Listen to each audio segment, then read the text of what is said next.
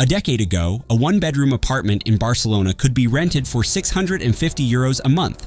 Today, that same space can easily cost nearly double. In Madrid, rents have increased by more than 20% in just the past year alone. But this isn't just a story about two cities. It's happening across the entire country.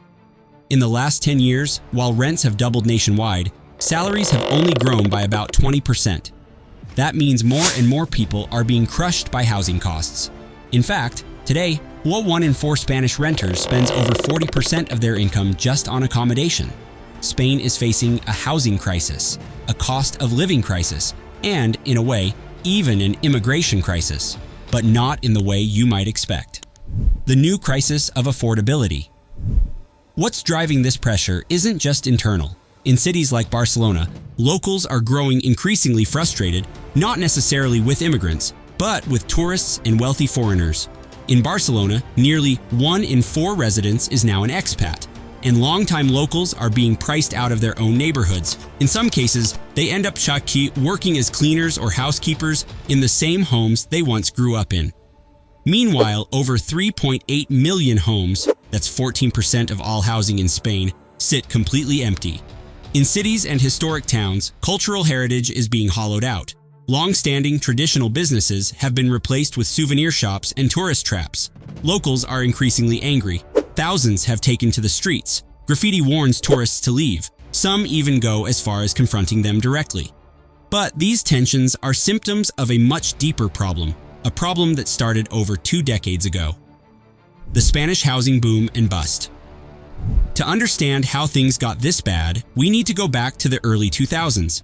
At that time, Spain was experiencing what many called a golden era. The country had joined the EU, adopted the euro, and was seeing huge levels of foreign investment. Credit was cheap and plentiful. The economy was booming. Nowhere was this more obvious than in the construction sector. From 2000 to 2009, Spain built 5 million new homes, increasing the total housing stock by 25%. At one point, Spain was building more homes than Germany, France, and the UK combined. 1 in 5 jobs in the country was tied to construction, and unemployment plummeted from nearly 20% to just 8%. Even blue-collar workers were making big money. Youth unemployment dropped. People were calling it the Spanish miracle. But beneath the surface, trouble was brewing. The housing market becomes a speculative bubble. As the housing boom gained momentum, it began to attract a new wave of wealthy foreign buyers. In 2000, foreigners made up just 2% of Spain's population. By 2007, that had ballooned to 10%. Many weren't coming just to live. They were buying holiday homes, rental properties, or snapping up homes purely as investments. Spanish mortgage debt skyrocketed from €200 million in 2000 to over €1 billion by 2007. The demand drove prices up rapidly. Between 2000 and 2007, Spanish house prices tripled, rising by over 200%. But the situation still looked stable because wages were also rising, especially for construction workers. Between 2000 and 2007, average incomes rose by 14%, outpacing even countries like France and Germany. For a time, it seemed sustainable. Affordable housing was still available in non-tourist areas, and many Spaniards could still get by. But as history repeatedly shows, any economy built on easy credit and speculative growth is fragile. And in 2008, that fragility was exposed. The crash that changed everything. The 2008 global financial crisis hit Spain hard. The construction industry, the backbone of the economy, collapsed. Unemployment surged back up to over 20%. In just a few short years, the sector lost half of its value, costing Spain over €100 billion annually. Housing construction collapsed from over 600,000 new homes a year to fewer than 30,000. Many who had taken on large mortgages suddenly couldn't pay. Home values plummeted, jobs disappeared. Entire towns, built in expectation of endless growth, were left half-finished and abandoned. But here's the most critical point. The crisis never really ended. A legacy of stagnation and emptiness. Nearly 2 decades later, the Spanish economy is still struggling with the aftershocks of that crash. Since 2008, average wages have barely increased at all, just about 4% over nearly 20 years. Meanwhile, in cities like Valencia and Barcelona, rents continue to rise at double-digit rates every year. Even stranger is the issue of empty homes.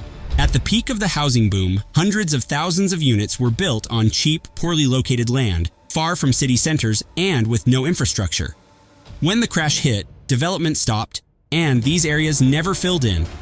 By 2022, there were still 450,000 newly built homes that had never been sold, many of them uninhabitable. This huge surplus has paralyzed new construction. Developers are hesitant to build more when so many homes already sit empty. As a result, Spain has one of the lowest home building rates in Europe, just 80,000 new homes per year compared to 600,000 during the boom.